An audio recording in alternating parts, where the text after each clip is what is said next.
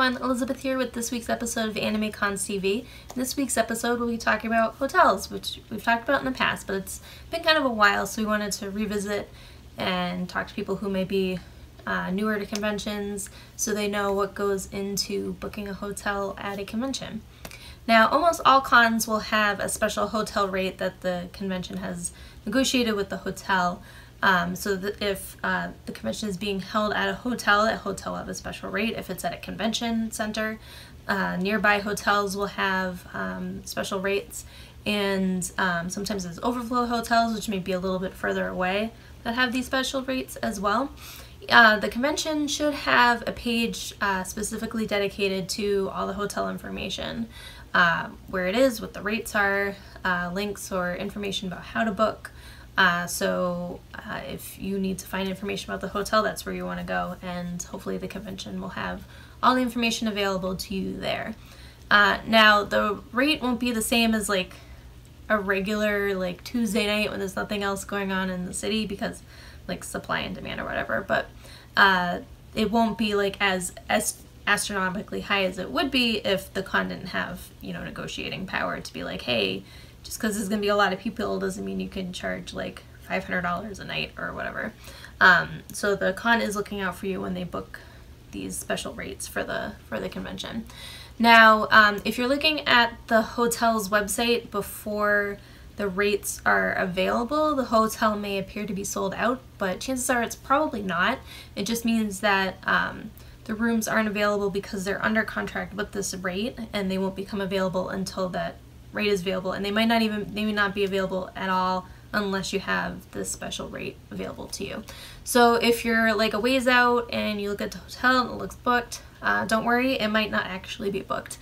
Just check and see if the hotel rate is available yet through the convention, and if it's not, then don't worry, you're not out of luck.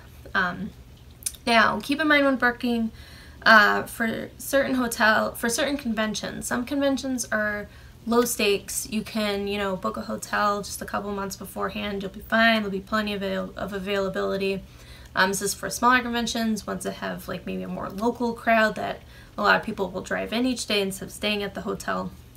But some conventions are higher stakes, and some are more notorious than others in being for higher stakes. These are bigger conventions, ones that bring in, you know, 20, 30, 50, 80,000 people, and they need a lot of hotel rooms for these people, because this is one where people come from all over to go to. These are things like San Diego Comic-Con or Dragon Con, Otakon, things like that, where the number of people exceeds the number of hotel rooms available, especially the closer you are to the event. So it's become kind of what's known as the Hunger Games when it comes to booking these hotels, because sometimes they just go up like that, and unless you get a good jump on it, you're gonna have to look at something that's a little further away than the main hotel or hotels. Now, when the convention has this special rate, sometimes you book it through, sometimes you have to call a number and tell them, hey, I want to book for these days and I have a rate for this event. And then sometimes they'll be like, oh, what's this event? And they don't know, and that's always fun. Sometimes it's a special link that the convention will get, and they'll post it. Just click on the link, it'll bring you to the hotel's website with that rate available. Sometimes there's a code, so you go to the hotel's website, you plug in the code when you're putting in the information of when you're checking in and checking out, and it'll show you the rate. And then sometimes, especially for these higher stake cons, it'll go through a third party's website.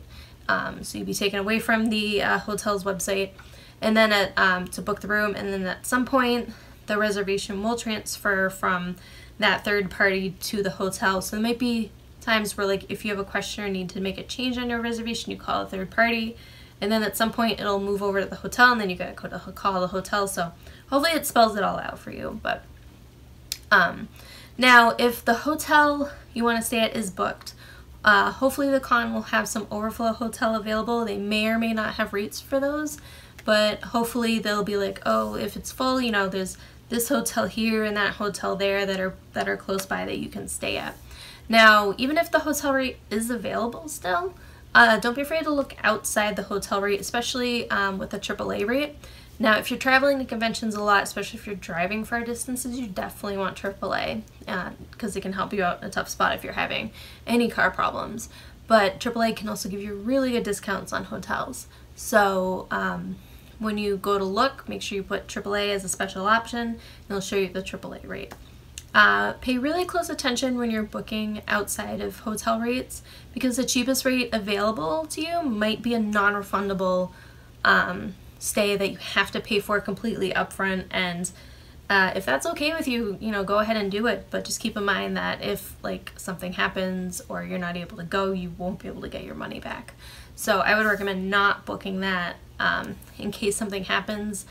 Like a little extra money might be worth the peace of mind, and hopefully the AAA rate can get you something a little better or pretty close to that non-refundable hotel cost.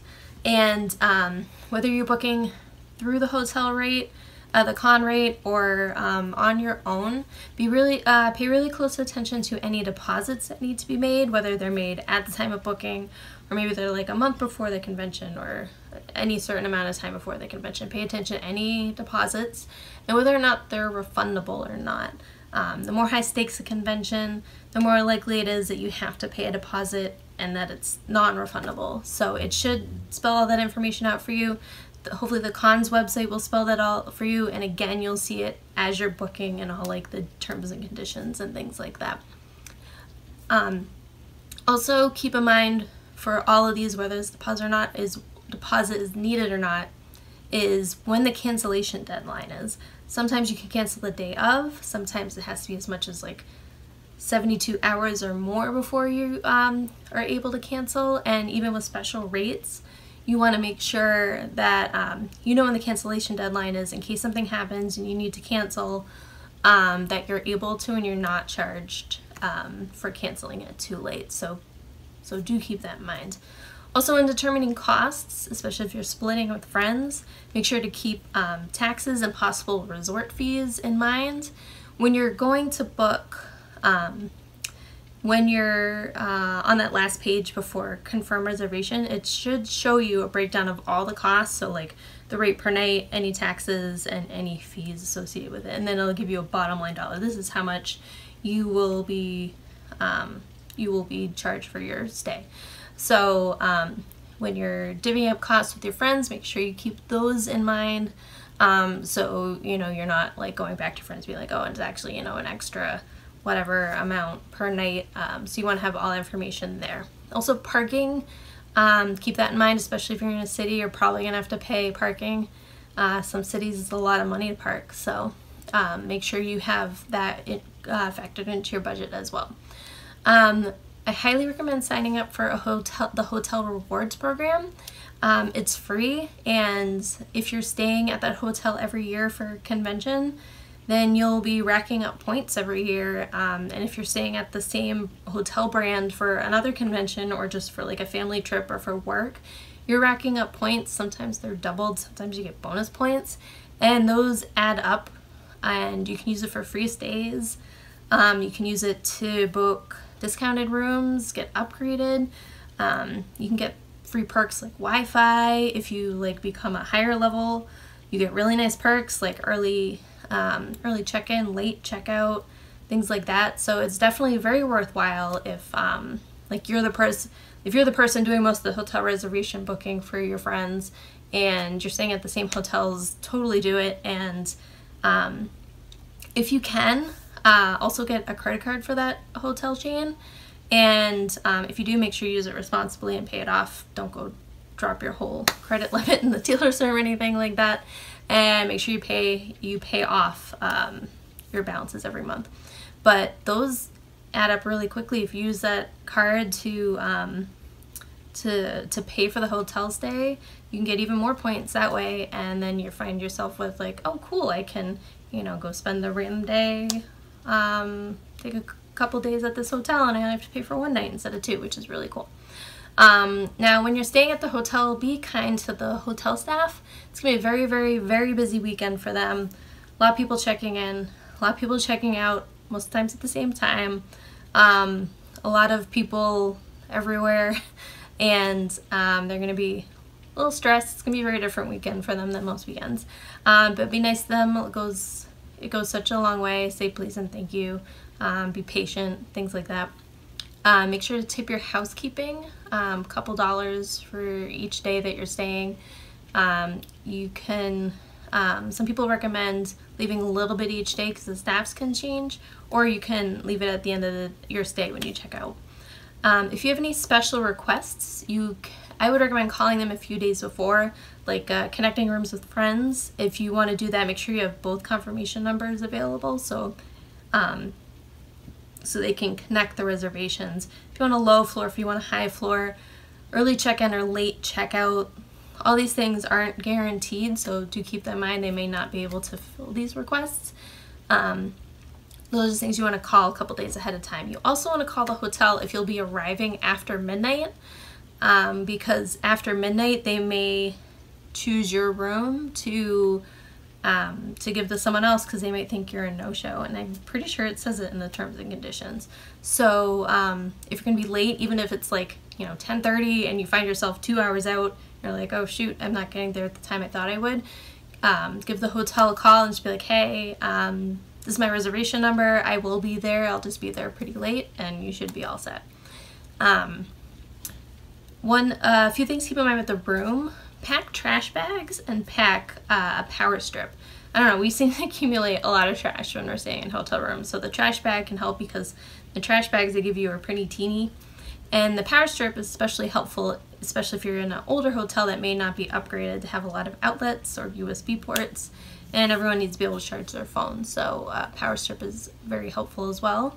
Let's keep in mind not all hotel rooms will have fridges, so don't rely on there being a fridge unless, like, it should say in the description like this room has a fridge, so don't expect there to be one unless it says there's going to be one. And finally, this is kind of weird advice, but test the iron out before you use it on your costumes, on probably just a towel in the hotel room, because sometimes the water can get gross and discolored and you don't want it to stain your costume. It's better for it to stain the towel. So just get it set up, give it a test, spray and do the steam thing to see what the water situation looks like, if there's any gunk on the iron. If your iron doesn't work for whatever reason, you can call down the front desk and they'll bring you a new one. So make sure you test it out like that before your costume so you don't ruin your costume, because that would be bad. So yeah, that's our advice around hotels. If you have any advice we didn't cover, or if you have any questions, you can, if you're on YouTube, you can comment down below. If you can email us, podcast@animecons.tv. You can call us at 762-ADEQUATE. I don't know it off the top of my head. It'll be here. You can comment on our Facebook page or Twitter or Instagram. And yeah, those are the ways to reach out to us. We would love to hear from you. We would love to hear any funny hotel stories or any horror stories that you might have. We would love to hear those. Maybe we'll feature them on a feedback episode. So until next time, we will see you guys later. Bye.